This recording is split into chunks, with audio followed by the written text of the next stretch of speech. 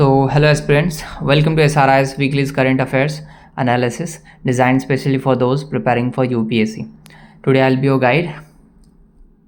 We'll talk about important national and international events, but more importantly, I'll help you connect every headline to UPSC GS papers.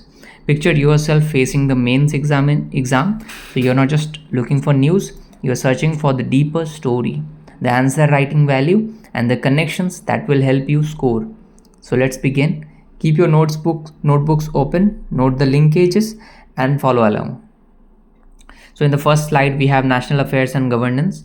So let's start with India-Bhutan. Recently, our Prime Minister went to Bhutan not just as a neighbor, but as a partner for development. Think about it. Hydropower projects mean more electricity for both countries, and the train link is a symbol of trust and growth in South Asia. If UPSC asks you about neighborhood first, you have a real example. This one you can quote directly into the paper. Now in Haryana, political drama as Congress alleged problems in the assembly poll results, leading to protests. But why is this news for UPSC? Well, integrity in elections is the base of democracy. It's about the trust people have in our system, and whenever there is a problem, the Supreme Court steps in to protect our rights. Let's remember the Air India case. After the tragic crash, people sought a fair investigation. The Supreme Court agreed. This means our judiciary is active, always checking that the government works for the people, not just the powerful. Okay, so this is for the judicial vigilance. Now in the international relations, we have major development, that is India and the European Union free trade agreement have week-long talks about a FTA. An FTA can boost our exports, bring more jobs, and change how we trade and work with Europe. But for UPSC, don't just mention the deal. Talk about market access, sustainable development, and regulatory changes. India signed an MOU with Ecuador. Now Ecuador might be small, but this move shows how India is reaching out worldwide, building bridges even beyond superpowers. On the USA front, big things are ahead. A possible new trade agreement with America means easier access for Indian goods, more investments, which directly affects our economy and relations. In the third slide, we have economy and financial reforms. So if new rules were announced, now banks allow up to 4 people to be listed as nominees on an account. This makes taking care of family money such simpler. SBI has made some changes. They now charge a fee for certain wallet loads and education payments. If you or your family rely on pensions, here's some good news. The deadline to switch from old new NPS to new UPS, Unified Pension Scheme, has been extended. Finally, pensioners must submit their annual life certificate by November 30. Today, this can be done online, showing India's push for digital governance. This reform shows the government's focus on inclusion, giving every citizen better and safer access to financial services. When you answer GS3 questions, mention these examples and why they matter in daily life. In this slide, environment and disaster management, see this Kanchenjunga National Park.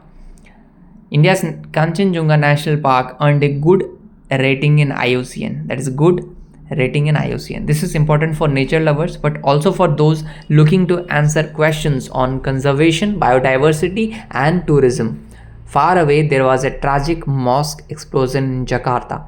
Disasters like this remind us, whether in India or abroad, why strong disaster management, emergency planning, and cooperation matter. So UPSC might ask about India's NDMA, global frameworks, or even how communities can be involved in disaster management. So in the science and technology part, we have aviation safety is in the spotlight after the Air India crash probe. This incident is about much more than planes. It's about how technology, government oversight, and ethical responsibility work together. Use this for GS3 and ethics, showing real world problem solving. And believe me, if you are using these case studies in your answers, this will definitely add value to your answers and will fetch you good marks. Plus, in the India European Union talks, a lot was said about digital trade, data regulation, and new rules for international business. India is making a global standards a priority. So use this as a case study for answer writing. Okay. Now coming to social issues and culture. On National Cancer Awareness Day, the government and NGOs reminded us to stay alert about health issues. Cancer is becoming more common, about 14 lakh new cases a year. So schemes like Ayushman Bharat, early detection and affordable treatment are key. Also, we celebrated 150 years of Vande Mataram. That song has united people since India's freedom struggle. Use cultural examples to add emotional impact and values in essays and ethics answers. Now, in the polity and governance part, election protests in Haryana make us reflect on electoral reforms, the role of EVMs, transparency in counting, and reforms needed for fairness, model code of conduct, election commission independence. All these topics are gold for GS2 answers. Government is strongly pushing for transparency in trade talks. Cooperative federalism means center and states work together for common good. GST Council is a stellar example. Quote it. Okay. So in the ethics and integrity, the Supreme Court's call for an independent probe is textbook ethical governance, showing transparency, accountability, and care for the people. Protest in Haryana shows the importance of balancing democratic rights with ethical political conduct. Could be a great real life ethics case study. Okay. Security and strategic studies. Our defense minister made it very clear India will carve its own path on nuclear policy and security. No external pressure. This is a classic case for strategic autonomy in GS3. Meanwhile, all those foreign partnerships, Bhutan, European Union, US, show India strengthening its diplomatic muscles ready for any challenge. Now coming to the summary and the UPSC relevance. So how do you use all this in your answers? Link every headline to a GS topic. Don't just give facts. Talk about why it matters, what can be improved, and how it fits into India's development story.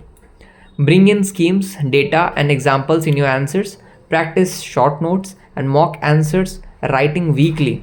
Don't wait till last minute. Okay, so practice it. आप regular revision करो, सोचो, analyse करो और connect करो. All these are keys to successful answers.